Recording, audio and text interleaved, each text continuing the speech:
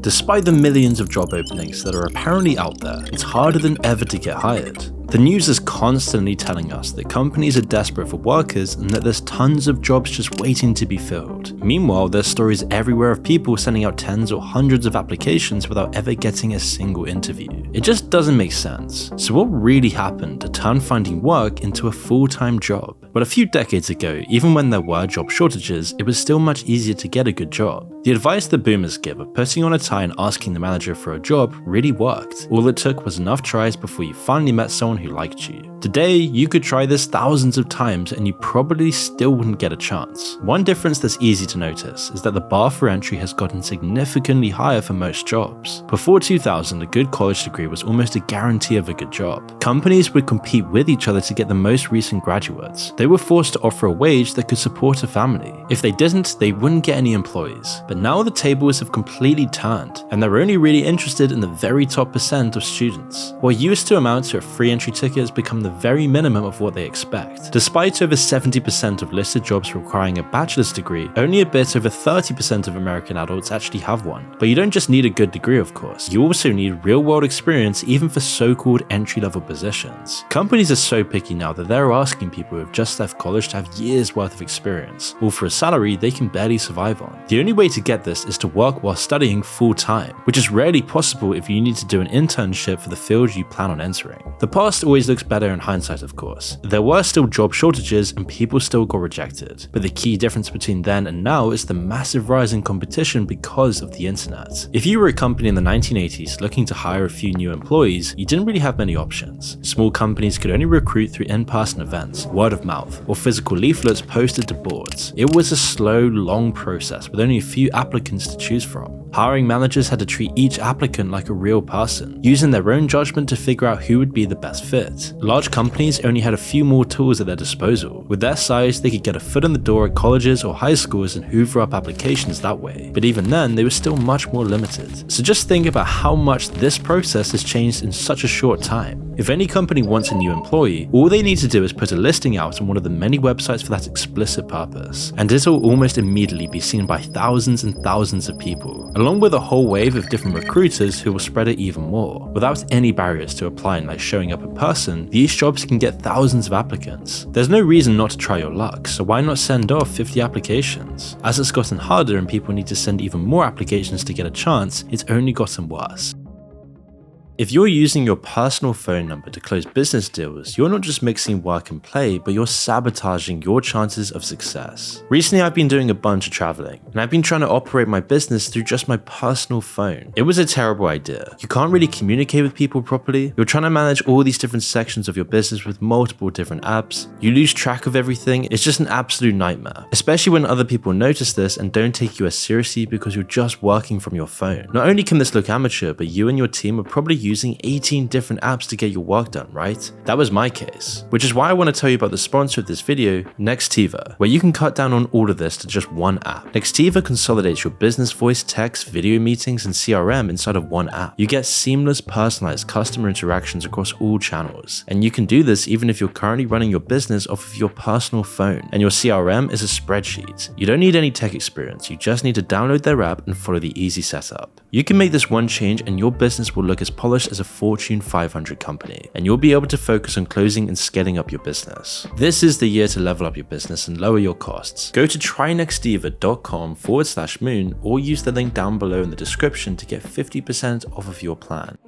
It's exactly the same thing that's happened to dating. Modern technology has globalized the potential pool of competition. Finding a job or a partner used to be so much more personal. It all hinged on the impression you gave to the person across from you. Now it's a total numbers game. How you fill out your application form or your Tinder profile has much more of an impact than pretty much anything else. And as a result, the standards have also gone up by ludicrous amounts on both job sites and dating sites. It makes people and companies think they have far higher standards because they have so much more choice. The reality on the ground though hasn't really changed, and the effects this has had on the job market have been catastrophic. It's led to the whole process getting much more dehumanizing for for applicants, who have been turned into numbers on a spreadsheet. So those are the biggest reasons why finding a job used to be much easier than it is today, but the real devil is in the details. Even with all of these changes, finding work really shouldn't take hours of searching and hundreds of applications. The reason it's all so frustrating are the things that companies have done to deal with this new reality. So let's explore the different ways they found to make getting hired even harder. Today, the problem for companies has been completely reversed. Instead of not getting good enough applications to choose from, they get hundreds or thousands more than they need. Every time they need to hire someone new, it means reading through hundreds of applications and filtering out all the ones that aren't suited.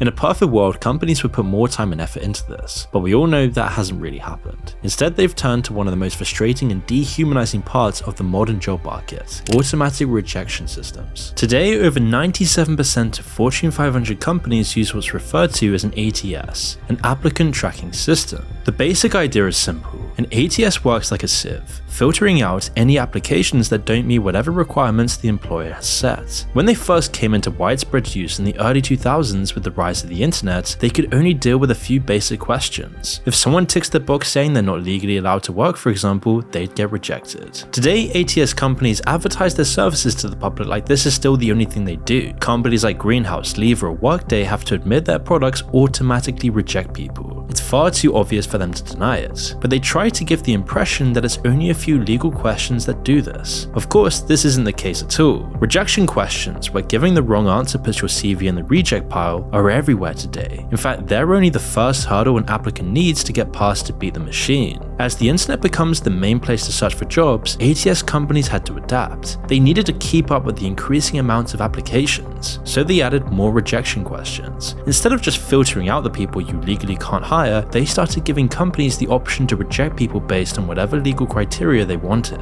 Your address, your experience, any question they ask can make the difference between getting an interview or getting ghosted. Normally, they don't outright reject CVs, of course, they just rank them all based on the criteria they're using. Technically, all an ATS really does is turn tons of applications into a ranked list of candidates. If you end up on the bottom of the pile though, or anywhere near except the very top, you'll never get looked at anyway. An ATS probably won't automatically reject you, it will just put you so far back in the queue that you might as well not even be there. But even this approach still left too many applications for companies to look through. To fix it, they made the ATS able to read the CV itself. Today, these systems can go through applications and pick out certain keywords they want to see. If you didn't use those certain words they wanted, you'll end up at the back of the queue and eventually get rejected. They can also read how much experience you have in certain areas, making note of everyone who doesn't make the cut. Even today, these systems are far from perfect. If you don't have the same keywords they use in the job posting, then your CV can often end up on the bottom of the pile regardless of whether you're qualified or not. Similar problems can come from how you format your CV. Some templates don't get read as well by the system, meaning they miss out important parts and unfairly reject people. There are ways to avoid this, like making sure you use the same words they use in the advert, or using a standard template that the system will be designed to read. At the end of the day though, it's not something that people should have to do. Rewriting your entire CV every time is part of what makes finding a job in the modern world so soul-crushing, especially when you just get ghosted over and over again. Pretty much every single company in the West uses these systems now, but even with almost 100% adoption, the situation could still get worse. AI is perfectly suited for use in an ATS. It's already widespread, and it makes these programs far better at understanding people's CVs and filtering people out. So companies will be eager to cut out just a little bit more of the human element from finding new employees, as they might just save a little bit extra on personnel costs. This is the crux of the problem with ATS and how they've taken over the entire process. Finding a job used to be a human experience, where you were in at least limited control of the situation. Obviously, you couldn't make it a certainty that you get hired, but you at least got a chance to make a unique impression on whoever did decide. By turning all of the applicants into a set of data, companies dehumanize the entire thing. So out of the thousands of applicants there usually are for each good job, you have to stand out in spite of a system intentionally turning you into a data point on a spreadsheet. But even this incredibly infuriating roll of the dice is still the best outcome you can have when applying to one of these jobs. People talk about the 1,000-to-1 odds of getting a job once it's posted, and they might think they're over-exaggerating. In reality though, the odds are even worse. A large part of the rejections people get are because the jobs they're applying to don't actually exist. It's a problem that's only been getting worse. The ratio of people getting hired to job openings in the US actually fell below 0.5 in 2023, which means at least half of all job openings are for so-called ghost jobs, which are never going to get anyone hired in the first place. So let's explore the insidious reason companies keep these listings up and why so many people's time is wasted by them. Ghost jobs are everywhere on sites like Indeed. You can apply to a job listing and wait anxiously for a response, but after weeks or months you either get rejected or you don't hear back at all. In a lot of these cases, it probably has nothing to do with you or your CV. Instead, it was all probably because the company wasn't planning on hiring anyone anyway. In a survey of over 1,000 hiring managers, over 2/3 admitted to leaving their job postings up for a month. 10% had left listings on the internet for over 6 months without filling the role. There's a ton of different reasons that companies do this today, none of which are a good excuse for the time they waste. Sometimes people already know who's actually going to get the job. Some executives might need something to do, or maybe they've already decided on an internal candidate. Maybe they're just going to dump the workload on one of their current employees but need to make it look like they tried to find someone else. It barely takes them any time or resources at all to drop some templated job listing online, and the longer they leave it up, the higher the chance that they'll hook that magical unicorn employee that they've been looking for. The person is qualified and experienced but will probably work for under market rate and won't ask for any benefits. Other times these listings will just be there for appearances. It looks good for the company if they're growing and hiring new people, for example. They might also think that the current employees will wonder who's getting replaced and work harder to avoid it. There's a million sleazy reasons for companies to create fake listings. The job sites will be happy to take their business. And that's another reason it's such a massive problem today. The job boards actively want dead listings. Fake listings boost their numbers and let them brag about the thousands of jobs they have available, giving this illusion of plenty even when there's only scraps on the table. These websites aren't there to cater to job seekers. They only need to do the bare minimum to stay functional. If you're not paying for it, then you're the product, not the customer. Job seekers on these sites don't have any agency. For most, it's a choice between using them or going hungry. The real customers are the companies who post the adverts and pay for the extras. If they want to post dead listings, why would Indeed or any other job board stop them? All of these things have made finding a job that much harder. Today, it's an excruciating trial of patience unless you get unusually lucky early on in your search. Of course, if there is a problem, even one that's been entirely fabricated, an industry will spring up to solve it. Middlemen and recruitment agencies used to be necessary parts of the professional world. If you couldn't get your job seen by the right people, they could bridge the gap and find good candidates for the opening. You would think that this instant communication and the ability to have your job opening seen by thousands of people in seconds would have damaged this industry. But instead, the recruitment industry has grown massively in the past few decades. In the UK, the recruitment industry grew to be worth over 140 billion at the end of 2022, 20 billion more than just 3 years before that. 30,000 recruitment companies now employ over 200,000 people. For a considerable sum, they'll eventually find you a job, if they don't just string you along for more payments. Even in the best of cases, all these agencies do is reverse the changes of the past 20 years and give you a real shot at a job opening. Most of the time though, they're only really solving a problem that the wider industry created for people in the first place. It's a whole lot of money which only keeps flowing in because of how hard it is for regular people to do it themselves now. So maybe you got lucky with automated systems, or perhaps you went through the hassle of dealing with recruiters. But either way, you've somehow got yourself an interview. Except even that crucial stage of the process has been changed beyond recognition. While there may be a short, often meaningless interview towards the end of the process, tons of companies have substituted that for questionnaires and tests instead. While the questions might vary, most of these kinds of tests are pretty similar. Some of them might ask you about what you would do in an imaginary situation, supposedly to test your critical thinking. Others ask the kinds of questions where you can either lie and give the obviously correct answer or be honest and get marked down. All of them though are a complete waste of time. It hasn't stopped anyone from Microsoft to Walmart, all of these companies using them to sort through potential employees. In fact, big retail chains are some of the most infamous companies for just giving people these tests instead of ever actually interviewing them. Why they need to know your star sign to see if you can stack shelves fast enough is another matter entirely, but the reason Walmart is the most enthusiastic about these tests above all other companies will become clear soon enough. These tests don't come close to giving employers information on the skills and experience that candidates might have either. Most people rationally just try to figure out what answers they want you to pick. The integral question of whether you'd be a good fit, on which the entire process should depend on, has almost been completely forgotten. Today, even references are nearly always just a confirmation that you worked at a company for a certain amount of time. Any information on whether you were actually a good employee can't be given anymore because you can sue people who give you bad references. It means that companies just don't make themselves liable. So if they don't actually measure your aptitude, what's the point of all these aptitude tests? A lot of the time, the actual content of the questions doesn't matter. The main thing they're testing people on is how eager they are to jump through the hoops in the first place. If you can see through the corporate language and spend the time figuring out what they want you to say, you're already conforming. It's also why there are often multiple different tests at different stages in the hiring process. The more of their hoops you'll jump through, the more likely you are to be a good corporate drone. Walmart's tests have the same purpose as the humiliating dances they make their employees do.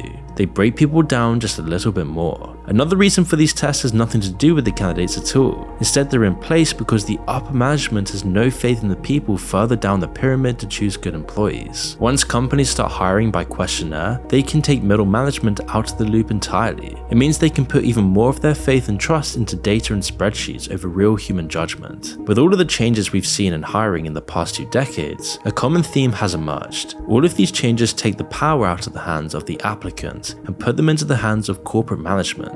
The process of getting your applications noticed is an exhausting numbers game. Either getting lucky or sending off dozens or hundreds of applications is the only way people can actually survive. I looked at the data. If you just applied to a job through a job board, the odds of you getting hired were about 3%. So you got to apply to a lot of different jobs in order to have a chance to get them, and you're going to get lots and lots of just no responses. Even if you do get through the first stage, employers will happily waste months of your time. They'll put you through endless different stages of interviews, tests, and trial periods, all to just ghost you after they choose somebody else. It's a truly dystopian part of our modern society that all of these barriers have been put in the way of people simply surviving, and the reward at the end of this arduous journey is just usually a job that pays the same wage as it did 20 years ago, before all of this even happened. In today's economic climate, it's a question of survival. Every paycheck can make or break someone's entire life. These artificial delays have done serious damage to society and eroded what little trust there was between employers and employees. So you can play nice to try and dupe the system, but never really buy into any of the rhetoric about family or trust. Don't fool yourself into thinking these companies actually care about you, or an equal system, or any other garbage. It's a myth that everybody's hiring, as it's been shown repeatedly that there's much more to this equation that first meets the eye.